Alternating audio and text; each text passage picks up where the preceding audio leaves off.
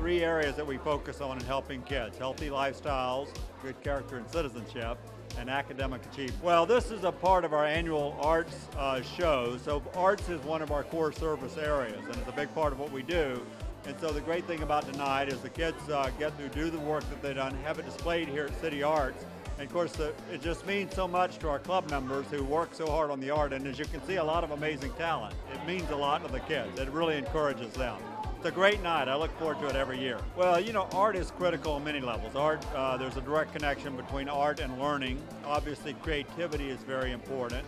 And you know, all children bring different talents. Some children may or may not have great art ability, but to be exposed to it, to take it in and to come to love and appreciate it is great. And then there are those children, I mean, I was looking at some art that was just amazing. Clearly some very, very talented young artists. We're certainly grateful to City Arts for hosting us every year, and to, you know, to Mateer for the sponsorship, and really just the time the judges take, and really the community for all the support they give to our kids all year long.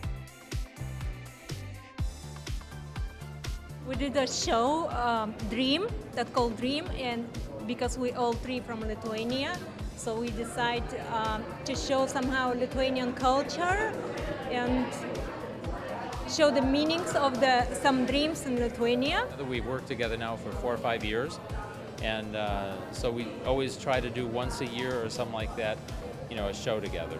It is nice to meet all of three of us together to do a show, because on a daily basis we don't really meet that often, but the art is one thing that ties us, actually. And of course that we're all from Lithuania, all three of us. Anytime you have good art which brings people together, it spreads the culture, it allows people to kind of get an idea of how other people think and express themselves, and it lets everyone kind of come together for that. We have lots of friends, of course, who would come to events like this as well. Some of them don't really even know the roots. They're all from different places, but it is nice to show. A lot of my inspirations are poems, or religious, or nature. Mine's probably more of the art academy where I came from, and the teachers who taught me the style, what's popular back in Lithuania, I guess, and then mixed up with the more modern, and the style here in the United States is very different, like pop, more brighter colors. So it's interesting to tie that together.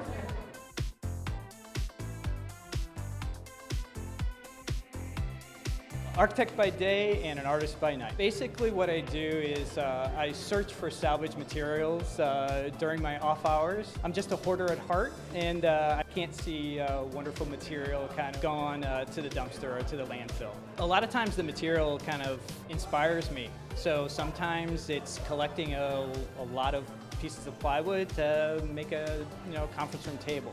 Sometimes it's taking down vertical blinds and creating light fixtures out of them. The material themselves kind of inspire me, but also I just sketch all the time. So it's very soothing for me, it's therapy for me. So a lot of these pieces were little thumbnail sketches in a sketchbook. Anything that stimulates creativity is a good thing for us. I was searching Orlando for the art scene, and this came to the top of the list. So it was really neat. I kind of followed it a little bit and kind of got my confidence up a little bit to actually send my portfolio in. And lo and behold, 6 months later, I'm showing. So it's a wonderful opportunity, wonderful people. Can't say enough about CityArts Factory and what they do every third Thursday. It's amazing. It's amazing.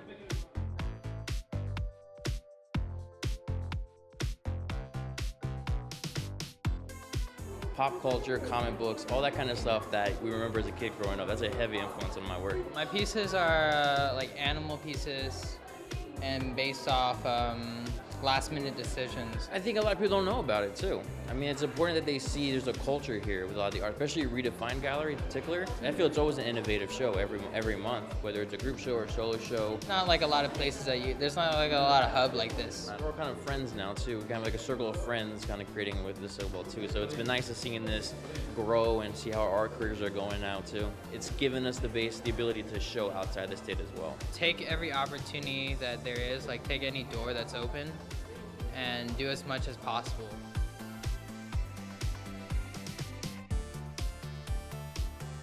Do a lot of different styles of art. This here is kind of like icon style of art, which you would see in some of the old Orthodox churches. Me and my wife was having a conversation about art and the early kind of experiences that I had with art, and she advised me, well, paint something that you were inspired by.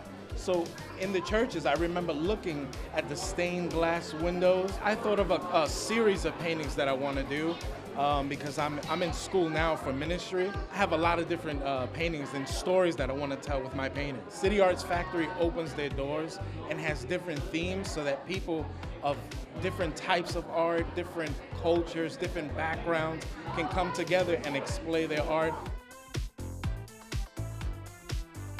My pieces here at CityArts Factory are going with an Egyptian theme. I've been attracted to Egyptian mythology and their practices since I've been a child. I actually know a lot of the artists, and Brad Biggs with Arts for the Spaces has graciously invited me into this show. I mainly work in acrylic, and I do sculpture, metalworks, also silversmithing, and I'm actually a scenic artist by trade, so I work in the theme parks as an artist, as a painter. My background is in functional pottery, so like working with clay as a material has drawn me in and kept me there for a while, but the last couple of years have found myself venturing outside of that comfort zone and into more earth-based works, I guess. This particular piece is titled Glyph.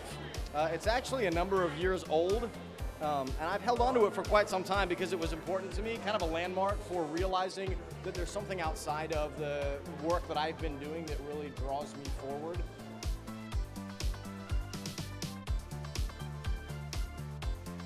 Basically, we connect businesses and artists together, and we run gallery showings, as you can see. These are all artists that I represent in here from different skill levels, different parts of their career. You know, I wanted them to pick cultures, concepts, ideas, and see what they could do with it. It's important everywhere because you can't know where you're going if you don't know where you've been. The only thing I like to add is I had a lot of sponsors that helped to make this possible. And I want to thank every single one of them, but we don't have the time for that. So I'll thank my lead sponsor, Baxter Systems Consulting.